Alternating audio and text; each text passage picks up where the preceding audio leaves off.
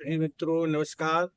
आज हम पथिक जी के एक कविता को ले रहे हैं और उसमें कहा गया कि जीवन का आनंद कैसे हम अनुभव कर पाए, इस पर चर्चा की गई है कि जिसे नाम ईश्वर का भाता नहीं है, वह आनंद जीवन का पाता नहीं है।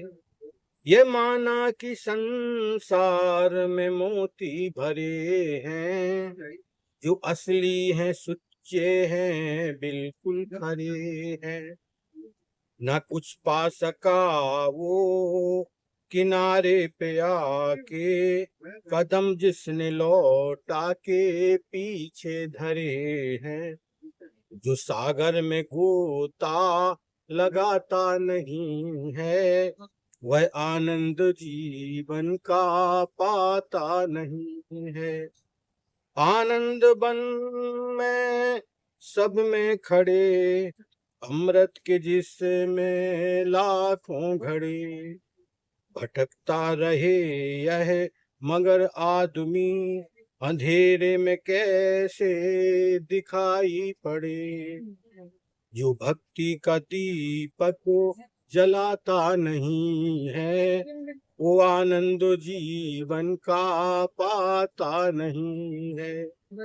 जहाँ पर न हो कर्म के सिलसिले, वहाँ फूल आशा का कैसे खिले। जो बैठा है आलस ओट में, जो बैठा रहे आलसी ओट में, मिले उसको मंजिल तो कैसे मिले। पथिक पथ से जो पग बढ़ाता नहीं है, पथिक पथ से जो पग बढ़ाता नहीं है, वह आनंद जीवन का पाता नहीं है। मित्रों, यहाँ पर बड़ी सुंदर बात कहते हैं कि जिसे नाम ईश्वर का भाता नहीं, जिसको परमात्मा के नाम के प्रति प्रेम नहीं जगा, वह इस जीवन का आनंद कैसे उपलब्ध कर सकता है। क्योंकि जब वह प्रेम करेगा तभी तो उसके जीवन का आनंद का, हृदय का जो भाव है, जो छुपा हुआ है, वह तभी तो खुलेगा। और संसार सागर में बहुत संपदा है, विभिन्न प्रकार की, लेकिन जिसके जीवन में वह आनंद न आए, जिसके जीवन में वह प्रेम न आए, जिसके जीवन में वह न्याय न आए, जिसके जीवन में वो सत्य के प्रति आस्था न जागृत हो, जो विश्वास और श्रद्धा की रहित हो, ऐसा व्यक्ति आनंद की उपलब्धि नहीं कर सकता है। इसलिए मित्रों, हमें चाहिए कि हम अपने विवेक को जागृत करके उस आनंद रूपी संपदा को पाने के लिए प्रयासरत रहे।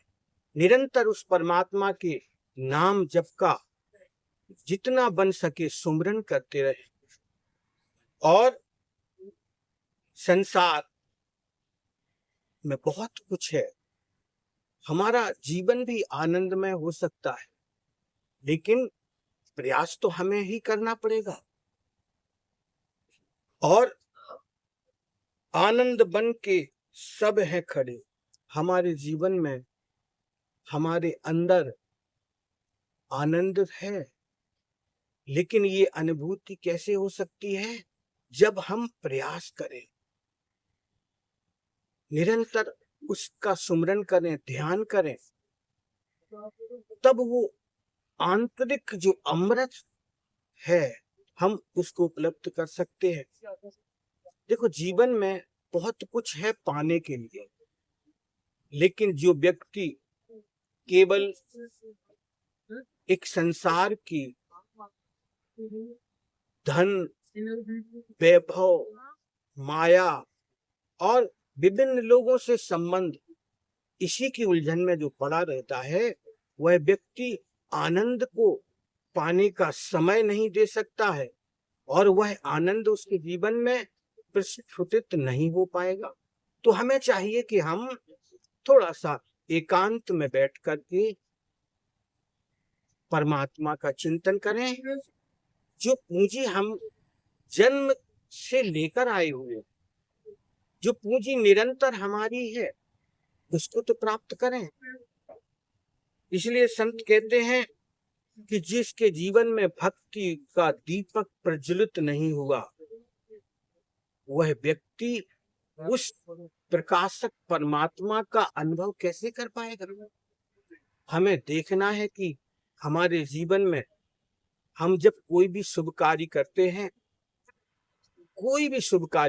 पूजा करें, पाठ करें, मंदिर जाएं, किसी तीर्थ में जाएं, वहां पर निरंतर परमात्मा की एक दिव्य ज्योति जलती रहती है। बाहर से लोग एक दीपक जलाते हैं, पूजा प्रारंभ करने से पहले ये सब कार्य करते हैं। तो विचार करो ये कितना महत्वपूर्ण भाव है।